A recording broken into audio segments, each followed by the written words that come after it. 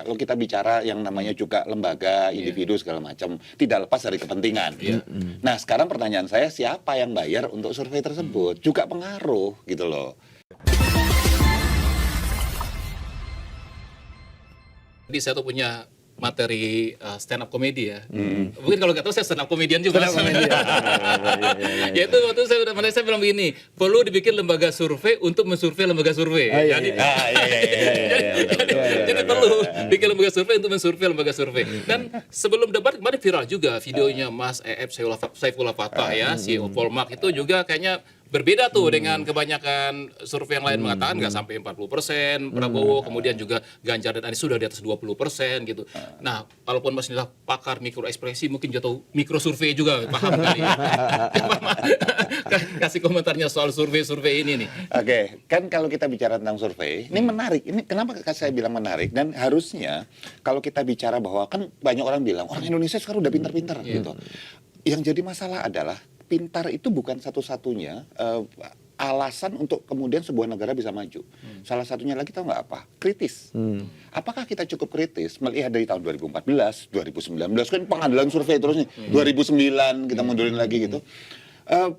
Begitu muncul hasil survei, ada yang bedanya kayak bumi dan langit. Yang ini yang menang di sini, yang menang di sini. Kan kadang-kadang kita perlu kritis kan gitu, bukan cuma menghujat gitu, bukan cuma netizen Indonesia kan banyak kan sukanya nyerang aja gitu. Tapi kita perlu mempertanyakan sebetulnya satu, ini modelnya metodenya apa sih gitu ya. Kemudian respondennya dari siapa, dari mana aja. Karena hasilnya beda-beda. Hasilnya beda-beda. Berapa banyak? Kalau misalnya Mas Ganjar gitu, 90% gitu dilakukan di kantor PDIP, ya wajar gitu. Misalnya gitu. 100% itu.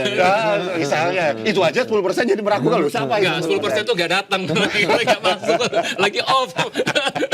Nah, tingkat kritisnya masyarakat kita dibutuhkan untuk kemudian bisa menjadi, katakanlah, pengawas bagi para lembaga survei ini. Nah, tetapi, itu masih ada tetapinya. Lembaga survei ini kan, ya, kalau kita bicara yang namanya juga lembaga, individu segala macam, tidak lepas dari kepentingan. Nah, sekarang pertanyaan saya, siapa yang bayar untuk survei tersebut? Juga pengaruh gitu loh. Ya, di masalahnya saat ini kan kepentingannya ada kepentingan kekuasaan, kepentingan bisnis, kepentingan ada kepentingan lain yang mungkin nggak bisa saya sebutkan satu-satu. Itu juga yang perlu kita lihat. Nah, mana yang paling tepat? Kalau menurut saya sih lembaga survei tersebut harus disurvei ulang dengan melihat akhirnya tengah-tengahnya di mana sih? Nah, itu mungkin di situ tuh. Di situ istilahnya. Karena mereka bisa mainin tuh. Oke, berdasarkan approach yang ini, pertanyaan ini, maka ini akan naik sedikit nih. Tanya pertanyaan gini. Kepentingannya si A. Ini kepentingan si B, pertanyaan dirubah ditwist sedikit gini, menang sini. Nah, kalau ini dijajarin terus ditarik titik tengahnya, nah mungkin itu yang kira-kira bisa kita lihat. Artinya Mas setuju nggak dengan kata Seno tadi mengatakan bahwa debat ini memiliki pengaruh ini, kan masih ada 4 debat lagi ya, 4 kali debat lagi, pengaruh terhadap terutama swing voters lah gitu. Ya gini, kalau dibilang nggak berpengaruh, istilahnya saya terlalu nggak masuk akal juga lah ya. Gitu. Karena soalnya ini juga banyak tuh narasi debat itu pengaruhnya semakin sedikit, data-data dan sebagainya gitu kan sekarang ini. Ya simpelnya gini, yang suka melihat debat secara intelektual seperti tadi malam dan sanggup untuk mencerna itu berapa persen dari masyarakat Indonesia. Kan kita bicara statistik. Kalau kita bicara secara piramid gitu ya, segitiga gitu, itu kan yang di atas ini. Sementara yang paling banyak kemudian vote-nya adalah grassroots di bagian sini. Nah, yang dibutuhkan grassroots apa? Oh, bagus bahwa debat itu menarik. Tetapi untuk orang-orang di bawah, yang bahaya itu kemudian yang bisa mencederai atau melukai proses demokrasi adalah yang kita sebut sebagai, terserah ini suka atau enggak gitu ya, serangan Fajar lah gitu. Entah kenapa Fajar dipersalahkan terus gitu. Padahal saya rasa Fajar nggak salah-salah banget. Nah, Fajar keluarnya nggak selalu Fajar. Iya, gitu loh. Ketemu Fajar kan malam-malam loh Fajar. Kemudian berbagai macam katakanlah tanda petik ya, sogokan-sogokan yang diberikan pada masyarakat kelas bawah, buayan-buayan cita-cita mulia yang entah kapan bisa terwujudnya gitu. Karena buat saya ini nuwun sewu kepada Mas Aryo Seno nih gitu ya, bahwa di dalam politik bukan baru, teman-teman di area politik saya rasa sih Mas Aryo nggak kayak gitulah gitu ya. Ini yang lain lah, yang banyak yang nggak bener lah, yang nggak bener aja gitu. itu yang tidak ada yang namanya kalah terhormat, Mas, di dalam politik. Yang ada adalah menang dengan cara apapun, asal nggak kalah. Karena kalau kalah mau terhormat mau nggak terhormat, tetap kita nggak bisa melakukan sesuatu. Nggak ada sebuah hal yang bisa kita atur sesuai dengan idealisme di kepala kita. Gitu. Akhirnya apa tadi? Ada serangan fajar, ada buayan-buayan dengan janji-janji dan retorika yang luar biasa, yang sangat disayangkan banyak masyarakat kita yang di kelas bawah, yang dibilang sudah banyak yang pinter itu kan cuma untuk membuai doang supaya enggak lah kayaknya bener banyak yang pinter. Tapi banyak masih yang kena dengan janji-janji yang banyak nggak masuk akal. Makanya kan banyak muncul janji-janji. Nanti ini gratis, nanti itu gratis. Ya, macam-macam loh ya, nggak hanya makan gratis. Oh, bukan saya yang ngomong loh ya. Gitu, kira-kira kayak gitu. Tapi kan kalau politisi emang jual janji, Mas. Masa politisi bilang saya nggak janji, nggak janji. Loh, saya sepakat Mas Yuval. Saya sepakat bahwa politisi memang akan menjual janji. Dan sampai ujung waktu pun akan tetap menjual janji. Jualannya salah satunya kan itu. Tetapi pertanyaannya, kalau jual janji, oke, kalau nanti saya terpilih, masing-masing seluruh anak di Indonesia usia sekolah akan dapat tablet gratis. Itu kan nggak realistis. Kita perlu melihat, tapi masyarakat di bawah, banyak dari mereka, sekali lagi, ini terlepas dari pintar atau tidak pintar. Pintar, iya. Bisa jadi saya yakin, karena tidak ada hubungan dengan pendidikan. Pintar itu kecerdasan seseorang.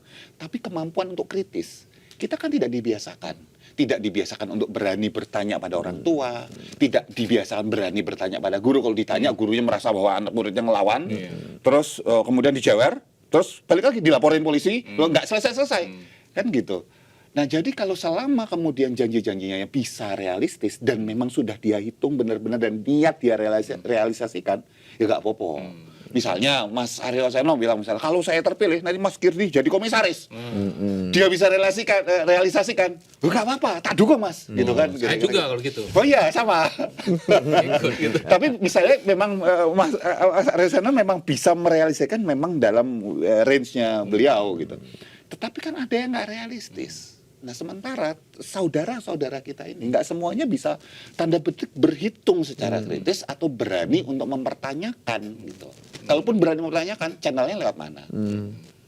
Nggak semua orang punya follower 100.000 orang gitu kan, 1 juta orang. Gitu. Tapi Mas, ini tadi kan Mas Kidi bilang menang dengan segala cara. Tapi Mas Aryo Seno ini termasuk yang menyuarakan pemilu yang jujur dan adil, jurdil. TNI Polri netral. Apa netral, betul nggak Mas? Iya, betul. Nggak, saya ingin nanggepi tadi ya, sedikit ya. Saya agak punya pendapat yang agak berbeda terkait dengan debat ini. Jadi debat itu memang kadang tidak sampai ke masyarakat grassroots dari hasil pembicaraan. Tapi buat kami itu penting untuk mempengaruhi kelas menengah intelektual. Kemudian kelas menengah terdidik, kelas menengah yang ini kemudian memang jumlahnya tidak sebanyak pemilih utama yang tinggi sekali di grassroots, tetapi mereka punya akses terhadap pemilih grassroots. Nah, teman-teman ini punya kemampuan untuk menciptakan opini. Mereka punya kemampuan dan jaringan dan akses untuk menggerakkan yang disampaikan tadi. Yang namanya logistik, yang namanya apa, dan lain sebagainya. Yang namanya gerakan politik. Sehingga masih tetap penting, karena kalau kita bicara politik kita dari masa ke masa, ya politik kita itu politik gagasan, terus apa dong? Kalau ada yang dengan mengedepankan gimmick, ini akan diuji habis di panggung-panggung debat. Dan itu akan tampak dengan sangat. Nah, kalau misalnya bicara tentang survei Kompas dulu misalnya, bandingannya dengan sesama survei Kompas. Pada waktu Pilgub DKI 2018, Kompas itu 80 hari menjelang pemilu, yang menang adalah Mas Ahaye dan Mbak Silvi. Gitu. Dan yang berada di posisi terakhir adalah Pak Anies Baswedan pada waktu itu di survei Kompas 80 hari menjelang coblosan. Apa yang terjadi pada saat pasca survei itu keluar, yang terjadi adalah debat. Debat, di dalam debat-debat itu masyarakat Jakarta tampak bagaimana kualitas masing-masing calon, kemudian ternyata Pak Ahok naik, kemudian Pak Anies naik, dan ternyata yang jadi malah Pak Anies. Artinya debat ini mau tidak mau pasti mempengaruhi. Apakah itu mempengaruhi berapa banyak orang, itu persoalan lain. Tapi mempengaruhi kepada pemilih, yes. Dan saya yakin bahwa ini masih panjang, gamenya masih on.